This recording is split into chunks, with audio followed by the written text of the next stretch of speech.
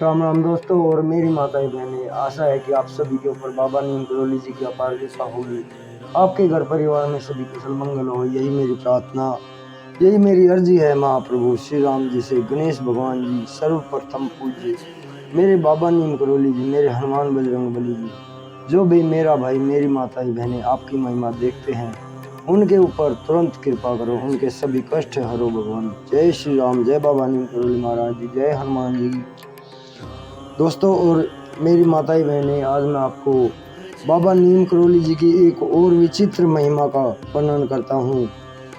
जब बाबा नीम करोली जी ने 1.5 वर्ष पहले लाल बहादुर शास्त्री जी के प्रधानमंत्री बनने का इशारा कर दिया था, ये बाबा नीम करोली जी का ही प्रताप प्रभाव था जो प्रधानमंत्री लाल बहादुर शास्त्री बने, क्योंकि जवाहरलाल नेहरू के होते हुए किसी और का प्रधानमंत्री बनना कोई सोच भी नहीं सकता था। तो ये महिमा पूरा सुने, बाबा जी का आशीर्वाद पूरा आपके ऊपर हो, यही मेरी प्रार्थना। जय राम जी। 9 नवंबर 1962 की शाम थी। अंधेरा बहुत हो चला था। भूमियाधार नैनीताल में ठंड बढ़ गई थी। ब्रह्मचारी बाबा मंदिर के बाहर सड़क के किनारे अंगीठी सेक रहे थे। महाराज अपनी कुटिया में भीतर अकेले ही ध्यान में बैठे थे।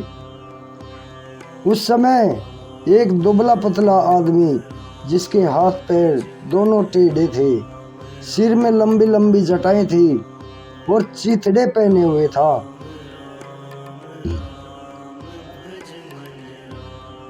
चुपके से आकर ब्रह्मचारी जी के बगल में आ बैठा।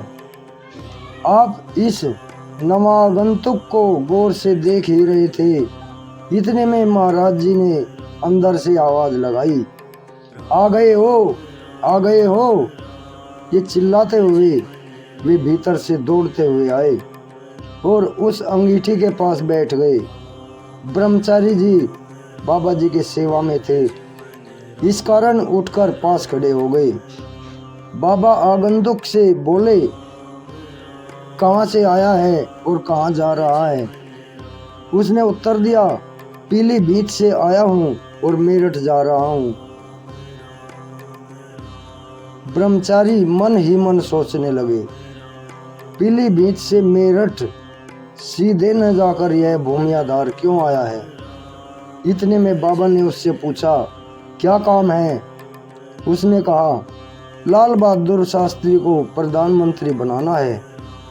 यह काम सुनकर ब्रह्मचारी जी चौंक उठे और सोचने लगे कि जवाहरलाल नेहरू को जीवित रहते शास्त्री जी को प्रधानमंत्री बनाने का सवाल ही पैदा नहीं होता।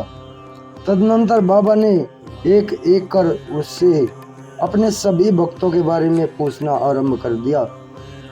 पहला प्रश्न था, उन्होंने ब्रह्मचारी जी के बारे में पूछा जो उनके पास खड़े थे।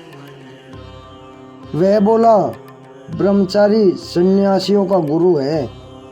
इसी प्रकार अनेक प्रश्न के बाद बाबा ने तुलाराम शाह जी के बारे में यह कहते हुए पूछा कि वह रैम से अस्पताल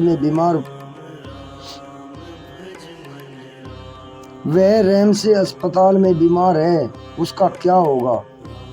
वह खिन्न होकर कहने लगा, तुम सब भक्तों को बचाते रहते हो, यह ठीक नहीं है।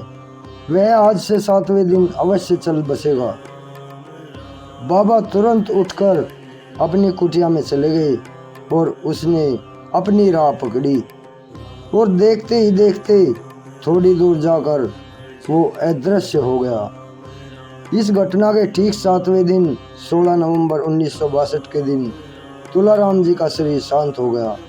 शास्त्री जी के संबंध में अवधि बताई नहीं गई थी, पर वह भी 1.5 वर्ष बाद सत्य घटित हुई। ब्रह्मचारी जी कहते हैं कि उन्हें चकित करने के लिए किया गया बाबा का ये एक तमाशा था। अपने को ही एक आगंतुक के रूप में व्यक्त कर उन्होंने यह खेल दिखाया। जय बाबा नीम करोली महाराज जी की।